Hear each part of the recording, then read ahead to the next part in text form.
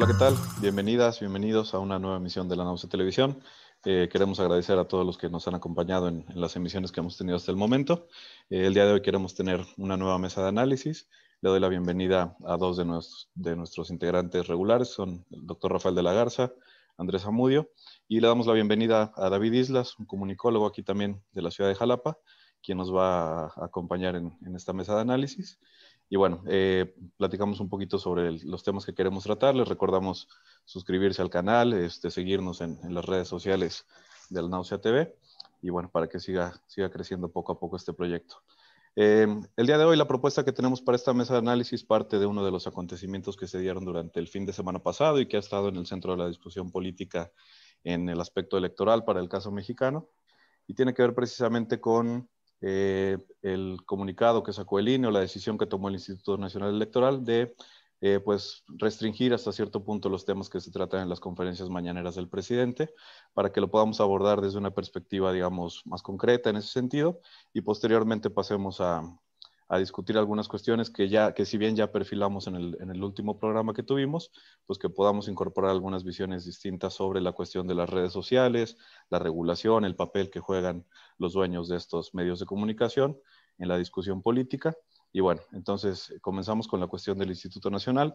Insisto, el fin de semana pasado se aprobó una resolución por parte del INE que básicamente prohíbe al presidente López Obrador a que se refiera a partidos políticos, en general a temas de comicios electorales durante sus conferencias matutinas, a fin supuestamente de no dañar la equidad y la imparcialidad en las próximas elecciones. Hay los personajes como el presidente del Instituto Nacional, que es Lorenzo Córdoba, habla de que es necesaria una tutela inhibitoria para evitar que cualquier funcionario público realice conductas que puedan interferir en el proceso electoral. Evidentemente esto se da en un contexto en el que otro tema que ha puesto el presidente en la discusión es la cuestión de los organismos autónomos, siendo el INE uno de ellos y que es un tema que no podemos perder de vista. En tanto, bueno, evidentemente va a estar dentro de la agenda pública durante los siguientes meses. Pero sin más, yo empezaría preguntándole a David para que se estrene aquí con nosotros. ¿Cómo ves esta cuestión? ¿De qué se trata? ¿Es una cuestión de libertad de expresión, como lo señala el presidente? ¿Es necesario que se restrinjan? ¿Es un tema de censura? Te cedo la palabra. Sí, gracias. Pues buenas noches. Les agradezco mucho la invitación. Bueno, indudablemente es un tema de censura. Para hablar de este momento y de esta idea del INE de querer censurar, porque sí es una censura, las mañaneras, pues tenemos que hacer una retrospectiva a 20 años que tiene pues ese mismo grupo político que es el INE junto con los partidos que ya sabemos, el PRI, el PAN y ahora ya adicionado el PRD, pues que han estado insultando, denostando, descalificando no solamente al presidente, específicamente no solo a la persona de López Obrador, sino también a su partido y también de una manera clasista y racista, pues a todos los seguidores pues de este movimiento político, de este grupo, digamos, de la política actual. Entonces, indudablemente que se trata de una censura porque pues en cada mañanera el presidente los exhibe con nombres, apellidos y acciones, y de hecho, si hay algo que ha logrado particularmente esta figura política de nombre López Obrador, es ir desmontando y desmantelando a través del discurso permanente, pues a esa denominada mafia del poder, es decir, en un momento dado no se veía tan irregular o tan anormal o tan anómalo el hecho de que la corrupción, ciertas actitudes, ciertas prácticas políticas que vienen pues de mucho tiempo atrás, y ahorita que ya tiene pues el presidente la posibilidad y que además se ha vuelto, digamos, pues un youtubero muy hábil, pues obviamente en estas circunstancias pues no gusta, o sea, y si hablamos, por ejemplo, de equidad, porque es uno de los términos que utiliza y pues maneja de una manera a conveniencia el Instituto Nacional Electoral, pues estamos hablando de que lo que quieren en realidad es pasar por el filtro, porque bueno, uno de los debates es que están seleccionando ciertas palabras que el presidente supuestamente no puede decir, pero también están queriendo censurar en el sentido de que las mañaneras no se transmitan, o sea, que por sí mismas no sea el presidente a través de las mañaneras quien comunique a la gente. Es decir, lo que ellos están planteando es que solo a través de los medios, es decir, nuevamente el filtro de los grandes medios o los medios que han sido monopolio o duopolio, como se le ha llamado a los medios en general, que sean ellos y otros tantos medios que han entrado ahorita en esta guerra en comparsa, los que filtren lo que se dice y cómo se dice, y bueno, pues esa historia ya nos la sabemos, ¿no? Entonces, bueno, de arranque sí creo que es una censura, sí creo que tiene que ver con un pasado y sí creo que tiene que ver también con esta idea de que no pueden con las mañaneras, o sea, es un mensaje contundente, durísimo, la gente cada vez tiene más claro lo que estaba pasando en este país y pues yo dejaría como esta entrada como arranque del tema. Perfecto, gracias, David. Sí, evidentemente platicábamos en alguna de nuestras mesas anteriores que uno de los aciertos principales de la Cuarta Transformación ha sido esa política de comunicación constante que va más allá del uso de los principales medios impresos o la televisión, como era en casos anteriores, sino que recurre precisamente pues, a la difusión que tienen las redes sociales. Entonces, Rafael, comentábamos en la última mesa que tuvimos sobre la cuestión de la censura para el caso de Trump. Entonces, en este caso, ¿estás de acuerdo con David? Es un tema de censura, es un tema de libertad de expresión. Si en algo se caracteriza la democracia mexicana o eso que entendemos como democracia mexicana, ha sido precisamente por la injerencia de los partidos en el poder, en los procesos electorales. Pero bueno, ¿hay algo distinto en esta situación? ¿Desde dónde lo analizarías tú? Gracias, Héctor. Saludos, Andrés, David. Un gusto estar aquí con ustedes. Yo creo que yo lo pondría más bien como un conflicto más dentro de un espacio mayor, de un territorio mayor, que es la confrontación entre órganos autónomos y presidente de la República. Originalmente, recordemos que los órganos autónomos surgen como una idea para apoyar este proyecto de la transición política de los 80s y 90s, sobre todo, de quitarle poder al presidente. El INE en particular le quita al presidente la posibilidad de ser juez y parte en los procesos electorales. Entonces, en ese contexto, ¿sí? Y esa es, en mi opinión, la discusión de fondo, porque incluso ahora el presidente de la República amaga con desaparecer órganos autónomos, ¿sí? Absorberlos, en particular el INAI, que ha resultado muy incómodo para la administración morenista. Entonces, a partir de esto, pues puede sonar muy interesante, pero también tenemos por el otro lado la experiencia de la partidización de los órganos electorales. Y a final de cuentas el Congreso es el que define a los consejeros y entonces hay un reparto de cuotas, una negociación en la que se supone que el que tiene más diputados le corresponden más consejeros y esto generó evidentemente una enorme, una sombra de sospecha sobre la supuesta autonomía, ya que si bien formalmente había una autonomía con el presidente, no necesariamente con los partidos políticos.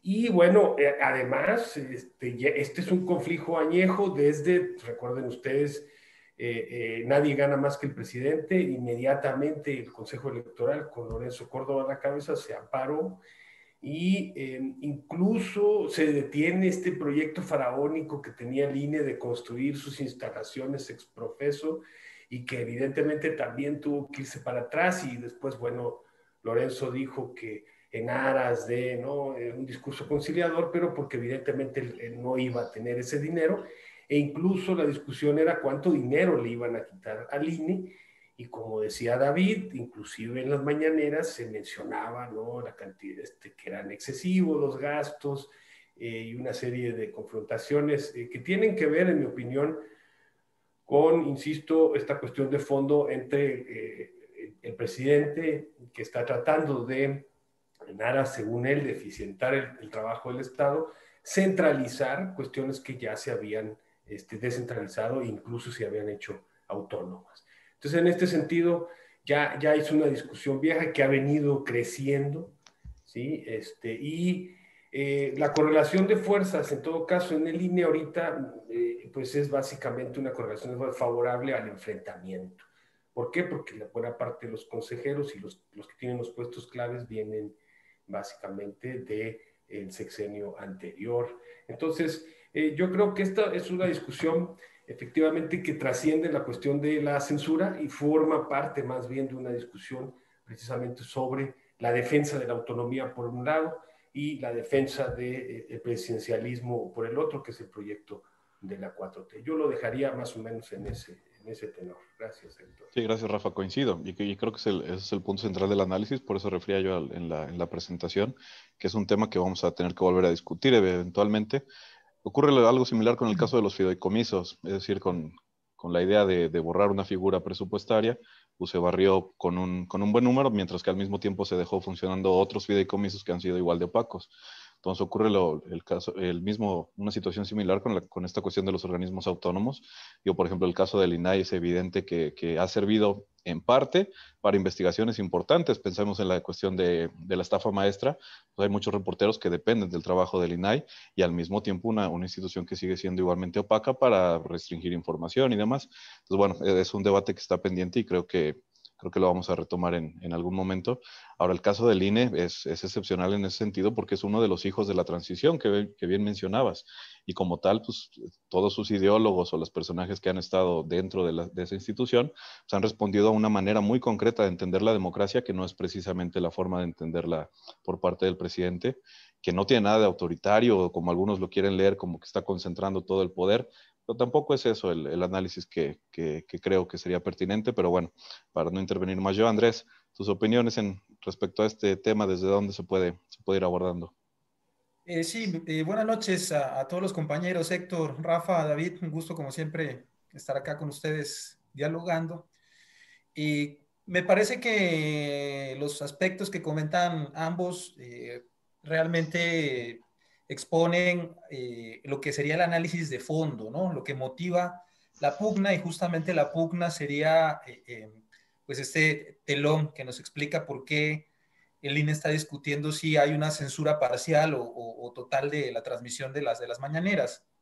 No obstante, creo que un punto muy importante que habría que discutir, que ya tiene que ver con el debate y los argumentos específicos del por qué, ¿sí? Incluso jurídicamente hablando, constitucionalmente hablando, del por qué se debería o no sancionar, por lo menos censurar de momento estas transmisiones, están, yo creo, expuestos ahí desde una participación que yo vi que Pablo Gómez hizo en el Congreso. Sabemos además la tenacidad y la capacidad de este congresista, ya casi milenario, ¿no? Que es muy respetable en términos del ejercicio justamente del Congreso. Y él mencionaba, incluso sacando a colación algunos artículos de la Constitución, que por cierto también han sido los artículos que he visto referidos, con los cuales han celebrado la censura del INE, sí, que en particular creo que es el artículo 134, me corrigen si me equivoco con la referencia, sí, pero creo que en particular es ese artículo, y que dice justamente que los canales de comunicación quedan prohibidos para el uso de propaganda, ¿sí? Personal, incluso utiliza ese concepto, para que todo lo que son alcaldes, gobernadores y todos los funcionarios máximos de los distintos niveles de gobierno eviten utilizar con fines electorales justamente sus canales, ¿no? que constantemente las instituciones tienen para comunicarse con la sociedad, ¿no? Entonces, algo así es lo que menciona el artículo, y Pablo Gómez centra el debate específicamente en si lo que está haciendo López Obrador con las mañaneras es propaganda o no. ¿Sí? Ahí estaría, yo creo, un aspecto interesante que se debería discutir. Pues, muy finamente lo tendrían que hacer los juristas, obviamente. ¿Sí? ¿Es realmente propaganda o es comunicación social lo que López Obrador está haciendo? Pablo Gómez básicamente estaría diciendo que no es propaganda, dado la dinámica que en las mañaneras se gesta, ¿no? Es un espacio en el que incluso participan detractores, nunca ha habido una censura de parte de los organizadores hacia las manifestaciones o las expresiones que critican al presidente. Entonces realmente no podría verse desde esta perspectiva las mañaneras como un espacio de propaganda personal, dado que puede ser incluso un espacio de debate, ¿no? Ese básicamente creo que sería el punto central en el aspecto específico del debate y los argumentos en torno a la cancelación o no de las mañaneras. Definitivamente, yo creo que, aunque es positivo que los organismos y las instituciones por primera vez estén tratando de hacer su trabajo, ¿sí? No se puede dejar de destacar finalmente, por lo que dicen Rafa y David, que hay realmente motivos políticos detrás. Sería imposible que no los hubiese, ¿no? Pero pues habría que tomar en cuenta en ese sentido también que pues el INE, incluso con Lorenzo Córdoba, siempre ha permitido la propaganda, tal como el artículo 134 lo manifiesta. Los canales de comunicación social se han utilizado siempre para la campaña personal, ¿sí? Incluso con fotos de los alcaldes, gobernadores, el presidente, y siempre haciendo un alarde de todo lo que, según veo acá, si no es que malinterpreto lo que Pablo Gómez menciona, han estado haciendo mal uso siempre los funcionarios de los distintos niveles, ¿no? Entonces, de repente, Lorenzo Córdoba y el INE se acuerdan de que tienen trabajo, que eso es muy positivo por una parte, ¿no? Pero por la otra, nos hace ver que efectivamente los motivos son políticos, ¿no? Sí, de acuerdo. Entonces, lo que hay que discutir es precisamente la cuestión de la autonomía, es decir, cómo se entiende la cuestión de los organismos autónomos del Estado, porque evidentemente autónomos no son. Basta recordar la cuestión de las elecciones del 2006, cuando se reconoció que había injerencia por parte del presidente Fox, pero que decía el entonces presidente Ugalde que no era suficiente para invalidar el proceso electoral. Entonces, bueno, evidentemente ahorita está revestido de un carácter político, cuando si bien acusan a López Obrador por un lado de ocupar las mañaneras como una herramienta política, que creo que lo son y que no hay que darle la vuelta tampoco. Más que herramientas de comunicación, son una herramienta política. Y está bien, decíamos, si el asunto público no ha estado en el discurso durante 30 años, pues qué bueno que se ponga a debate. Pero bueno, vamos a pasar al siguiente tema que tenemos el día de hoy, y está relacionado evidentemente con esto. Pensemos, por ejemplo, que efectivamente se prohíbe la transmisión de las conferencias mañaneras en los estados donde hay elecciones. Pues lo cierto es que en las redes sociales nadie las puede prohibir. Entonces, retomemos ahora el debate en ese sentido. Hablábamos la última vez que nos vimos por estos medios sobre todo lo que se suscitó después de que Facebook decidiera cerrar las cuentas de Donald Trump, y no fue nada más Facebook, fueron Twitter y otros 10 o 12 redes sociales. Entonces, empezaría ahora contigo, Rafael. El tema de las redes sociales tiene que ver también con una cuestión de libertad de expresión, es decir, se debe permitir que los grandes dueños de estas corporaciones tengan injerencia política en ese sentido. ¿Es una censura lo que ocurrió la semana pasada? ¿Sería una censura en este caso? ¿Cómo ves tú la dinámica de las redes sociales para la comunicación política en la actualidad?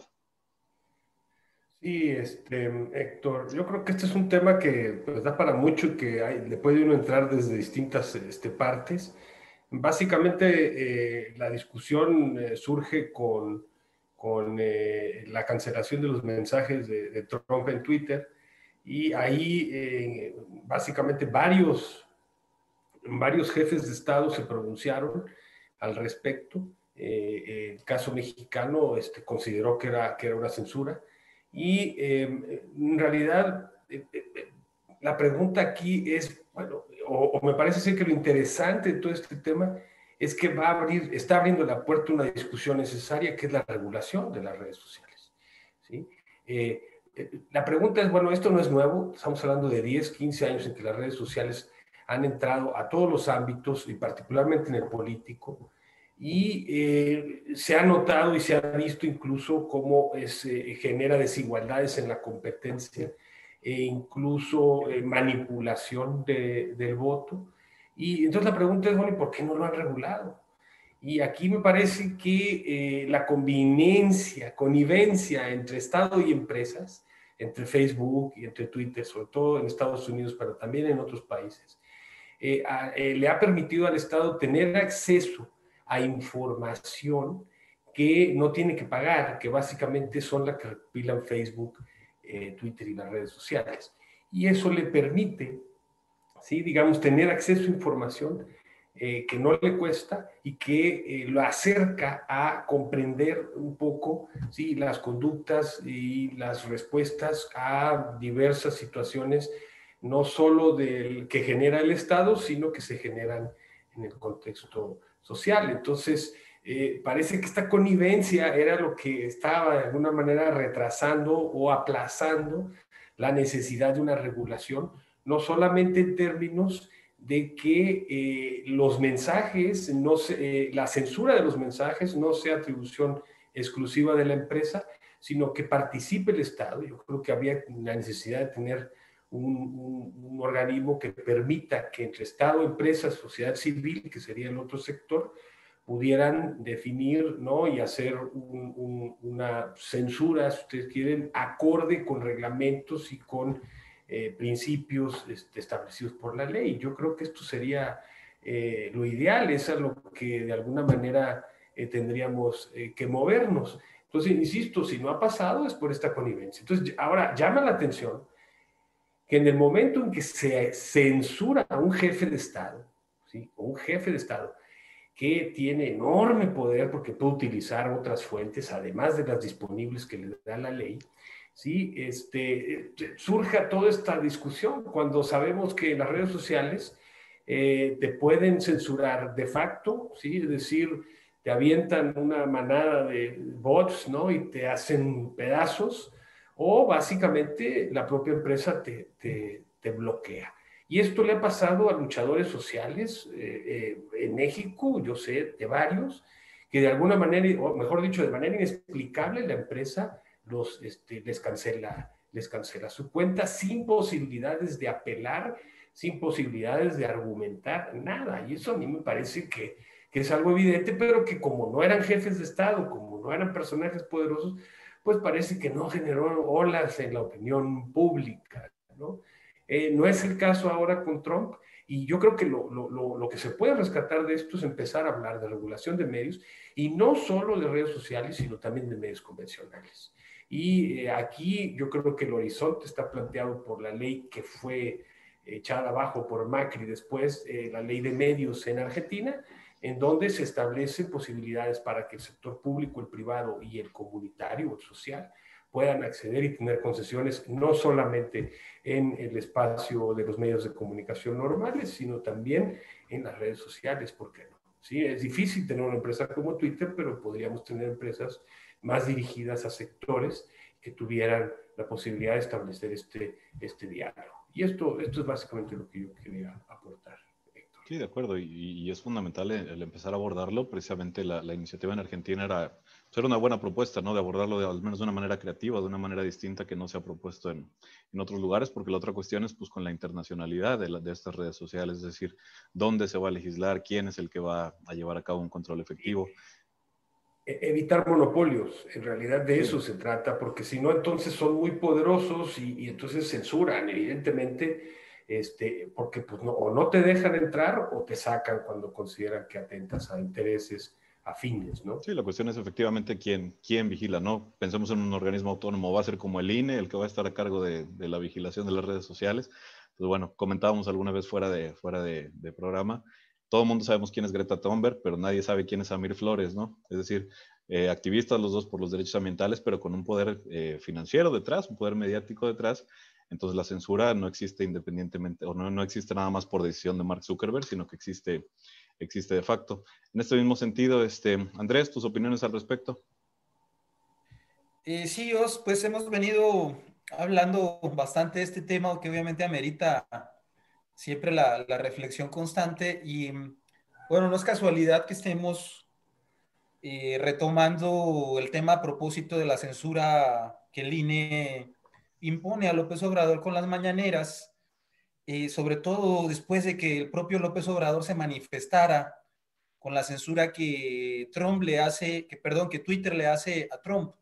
Hay una preocupación de Estado, creería yo, que además no solamente se manifiesta en López Obrador, sino la propia Merkel también hace mención a este asunto y habla justamente sobre que la regulación debería ser una regulación estatal y no serían precisamente las propias empresas privadas las que deberían decidir a quién ejercer la censura y cómo, ¿no? Entonces, sí es interesante que esto se va poniendo en el debate y es sobre todo interesante que los jefes de Estado empiecen a manifestar esta preocupación.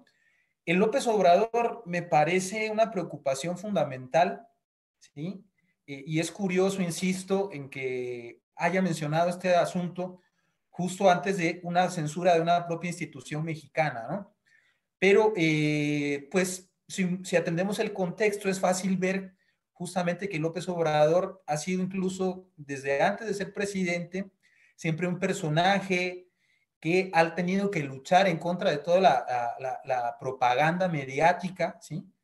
Todo lo que justamente esos monopolios de información han siempre manejado en contra de su figura, y es una particularidad que ni siquiera siendo jefe de Estado esa situación haya cambiado, ¿no?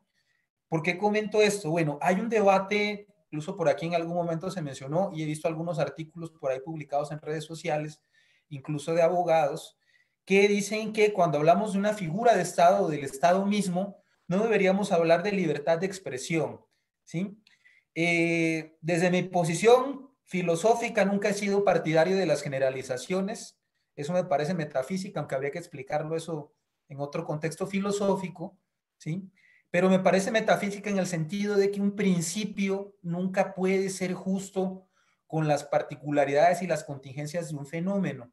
En el caso particular del fenómeno de López Obrador, justamente por lo que menciono, que incluso como jefe de Estado es un personaje que ha tenido que luchar contra la prensa y que no tiene otros espacios de comunicación social que las propias mañaneras, se entiende esta preocupación para la prensa y me parece que nos invitaría a reflexionar el hecho de que no podemos tan fácilmente asegurar que un jefe de Estado, que el Estado mismo, no tenga derecho, ¿sí?, a la réplica o a la expresión, sobre todo cuando de manera corporativa y sistemática se lucha para que no tengan espacios de difusión y para que sean los medios de comunicación los que generen únicamente la imagen de la figura y del gobierno, ¿sí?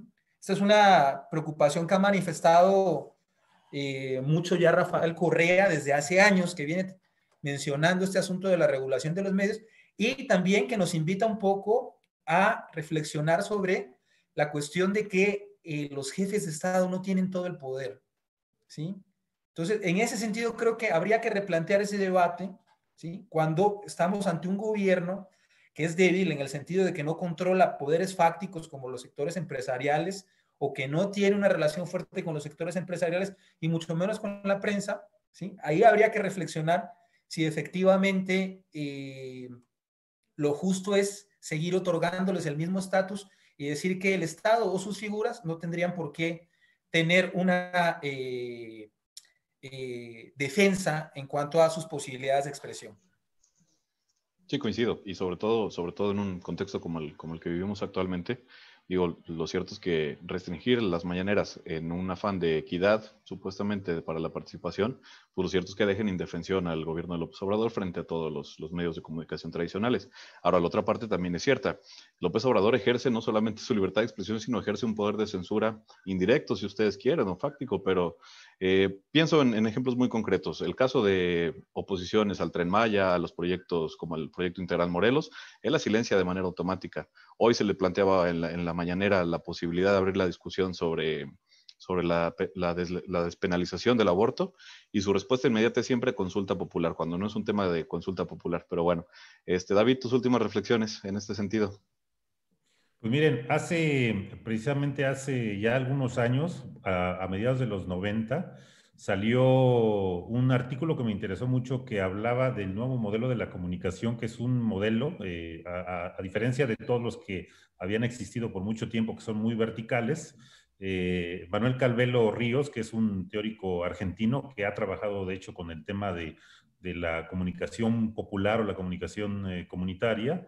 Él ya leía desde las dinámicas comunitarias, digamos, un modelo nuevo que era el modelo de la interlocución, es decir, ya no existe un emisor, un medio y un receptor, o un perceptor, que según quisieron evolucionar con el modelo de la percepción, sino el modelo realmente de la interlocución.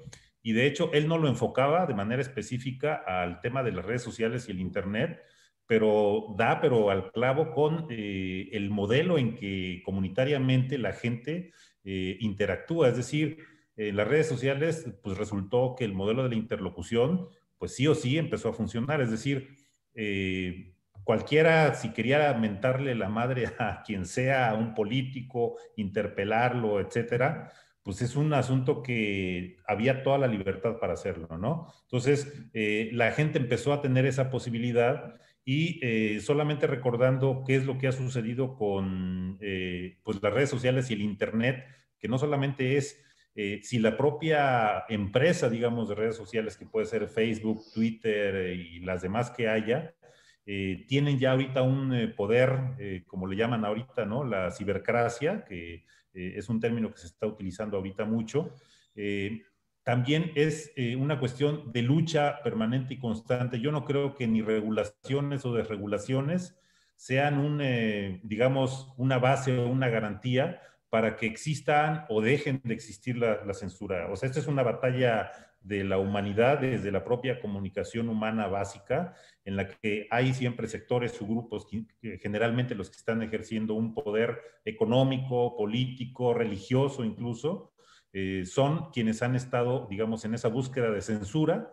Y en este caso, hace también algunos años, Carlos Páez, que no sé si lo ubican ustedes, que tiene esta empresa de análisis precisamente de redes sociales, hacen un trabajo entre digital, digamos, y también tienen un trabajo bien interesante sociológico, que durante las elecciones del 2017, el Estado de México y Coahuila, él hizo un trabajo bien interesante de cómo es que los bots que soltaban en Twitter en particular, pues estaban generando que el discurso natural, espontáneo de la gente estuviera detectando en dónde había digamos, dónde se sembraba un debate, una discusión artificial a partir de los bots.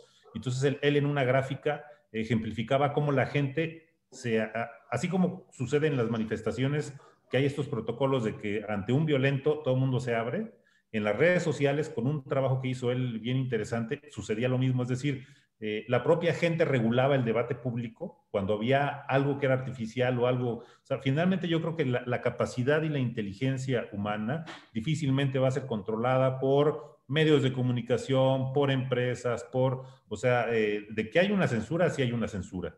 De que esto que se hizo con Donald Trump, pues es, digamos, una señal de que una empresa está queriendo ejercer un poder por encima incluso de los estados nacionales, pues es una alerta. O sea, evidentemente es una alerta. Sí hace falta una regulación, por supuesto que sí, pero incluso las regulaciones no van a dejar, digamos, la oportunidad de que siga habiendo las granjas de bots o de que siga habiendo control de ciertos gobiernos. O sea, por ejemplo, se va a regular en función de que los estados sean los que determinen y no una empresa en particular. Pero también tendríamos que preguntarnos qué estado, es decir, un estado represor o un estado progresista y democrático. Entonces ahí va a haber siempre un debate de qué es lo que se tiene que hacer, cómo se tiene que regular. Y regresando un poquito, porque esto evidentemente se conecta con el primer tema, pasa lo mismo, es decir, ¿qué es lo que se quiere con las mañaneras y que tiene que ver con las redes sociales? Lo que se quiere es que no haya la posibilidad, ¿sí?, de que, digamos, el debate y la discusión sea en ambos sentidos, que no responda a este modelo de interlocución,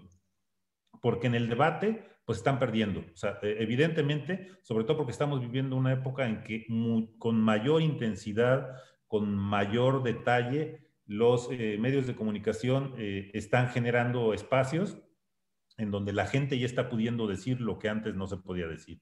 Entonces, es un tema, sí, de legislación, pero es un tema también de, más bien, abrir el debate para que no haya ningún tipo de censura mientras no se abuse de los recursos públicos sobre algo.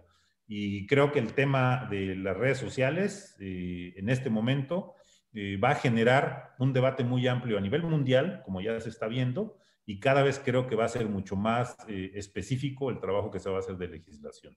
Pero bueno, ahí lo dejaría. De acuerdo, gracias, David. Sí, evidentemente creo que si una conclusión parcial podríamos sacar de todo esto es que no es un tema estrictamente de libertad de expresión o de censura, sino que es un tema político en su sentido más amplio y como tal pues requiere de seguirlo discutiendo. Andrés, te pediría en un minutito ya muy breve para que podamos cerrar este programa, tus reflexiones finales, si quieres ir apuntando ahí algún tema para que podamos seguir discutiendo. Adelante.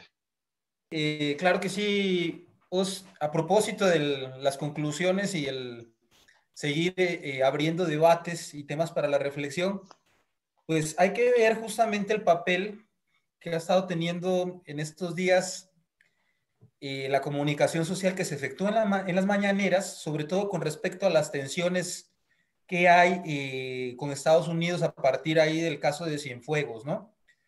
Comenzó un peloteo bastante interesante con respecto a las posiciones de la decisión de la FGR, que exoneró a Cienfuegos, que básicamente lo que ha posibilitado también para López Obrador ha sido poner, incluso en los propios medios de comunicación, cuál es la posición frente a Estados Unidos y esos mensajitos velados, ¿no? Ni tan velados realmente, que empiezan a claramente responsabilizar a Estados Unidos de su participación en el negocio del narcotráfico y en la violencia, ¿no? Ya se habló del tema de las armas, ya se habló de la impunidad con la que los agentes de la DEA se mueven por el país.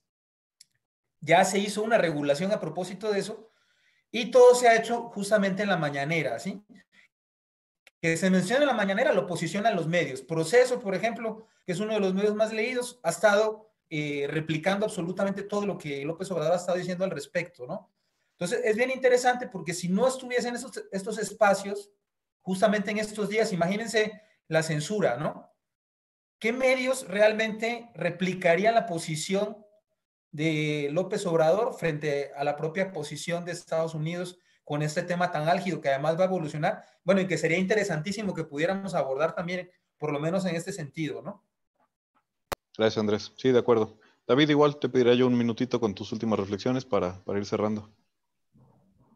Sí, pues a mí me parece, digamos, por parte de la oposición y del mismo INE y de los medios de comunicación, muy ingenuo que quieran censurar las mañanas durante 2 meses, que sería abril y mayo prácticamente, hasta el 6 de junio que son las elecciones, y que realmente eso llegue a tener un efecto, digamos, en el sentido político que ellos están buscando. Se me hace muy ingenuo porque por 2 meses, digo, seguramente va a tener un efecto en algún sector de la ciudadanía o en algunos sectores en donde no tienen el hábito de buscar la información, sino que, bueno, el avasallamiento de los medios es lo que les da elementos para el debate público, si es que están interesados en el debate público.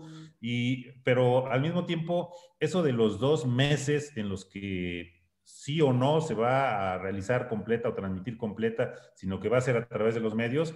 Recordemos que los están descalificando a más no poder, ciudadanos, es decir, este mismo espacio con ustedes, todos los youtuberos, que son la nueva comunicación social que se está ejerciendo. Es decir, a falta de medios confiables de comunicación, la propia ciudadanía está gestionando su propia comunicación social desde hace un tiempo para acá. Entonces, difícilmente, aunque los grandes medios filtren, por mucho que además estamos en veremos, porque el mismo presidente precisamente acaba de mencionar, pues que él se va a ir al trife y que va a pelear la posibilidad de que no le censuren la mañanera, ¿no? Pero aún así, aunque la censuraran, no van a lograr su cometido. No han logrado en 20 años, un poco insistiendo en el periodo de trayectoria del actual presidente, no han logrado anularlo, descalificarlo, sino todo lo contrario. Entonces, difícilmente va a tener un efecto negativo y sí me parece francamente muy ingenuo, como muchas de las cosas que está intentando la oposición actualmente, que por 2 meses de censurar al presidente, a las mañaneras, las cosas en términos electorales van a cambiar. Es muy difícil, o sea, las lecciones de pedagogía política del presidente, el debate público que se ha ampliado, que se ha abierto y que se ha ampliado desde hace mucho tiempo a la fecha, difícilmente va a ser algo que les vaya a afectar. O sea que si se hace o si no se hace, es un debate muy particular del presidente, pero pues creo que a la sociedad muy poco le va a afectar. Y al contrario, de aquí a que se dé esa resolución, si es que pasa por el tribunal, pues al contrario, abona el discurso del presidente. Pero bueno, Rafael, cierra tus últimas reflexiones, ya sea en el caso concreto del INE o cuestiones más generales de comunicación política. No, primero con la cibercracia, creo que la regulación o una supuesta intervención es básicamente para preservar el derecho a la privacidad. Creo que lo que está en juego es el derecho a la privacidad. Yo no tengo problemas con las cuestiones de la censura. En cierto sentido, las redes sociales se configuran, se regulan en cierto sentido a sí mismos. Comparto la idea de David. Pero a final de cuentas, lo que no puede ser es que estas grandes empresas, que son ahorita las que están cotizando mejor en la bolsa de valores, vivan, sí, del menoscabo del derecho a la privacidad de millones de personas, porque a final de cuentas el cliente no es la persona que abre la cuenta, el cliente es el que compra la información que, sí, el usuario deposita, y no podemos renunciar a derechos, aunque firmemos de manera compulsiva un contrato, porque de otra manera pues no entras en la red, ¿no? Entonces eso es importante, poner en la mira el derecho a la privacidad. Y con respecto a la discusión de los órganos autónomos, y en particular del INE y del presidente de la República, creo que, pues como decías, a lo mejor va a pasar igual algo que con los hoyos negros del dinero, los fideicomisos, y desaparezca a los que le parecen incómodos. Parece que el INAI está así, pero puestísimo, y deje otros que probablemente pues, no tengan tanta incidencia y tanto poder. Creo que los dos órganos autónomos importantes y claves son, por un lado, el INE, y por el otro, la posibilidad de que tú puedas seguir lo que el representante por el que votaste está haciendo, porque de otro modo no hay manera de controlarlo. Estas son las dos patitas de esta democracia liberal. Entonces, no veo con buenos ojos que se recentralice, que se trate otra vez de centralizar el poder y de generar un presidencialismo del siglo XXI. Eso no me parece una buena idea, pero bueno, veremos, porque todavía esto va a dar para mucho. Gracias. Gracias, Rafa. Sí, de acuerdo, por muy neoliberal que sea el INE, que efectivamente lo es, pues creo que ninguno de nosotros queremos volver a ver a las elecciones organizadas por la Secretaría de Gobernación, ¿no? Pero bueno, sin más, les quiero agradecer a los tres su participación en esta semana. Vamos a dejar por aquí esta mesa y con la promesa de reencontrarnos próximamente. Está apuntado el tema de Cienfuegos para probablemente tratarlo, y si no, los invitamos de nuevo a suscribirse al canal para seguir checando el contenido. La próxima semana estaremos subiendo una entrevista con un experto precisamente en cuestiones de seguridad. Entonces, bueno, estén pendientes del contenido del canal y les agradecemos que nos hayan acompañado. Gracias, Rafa, David, Andrés. Gracias, Héctor.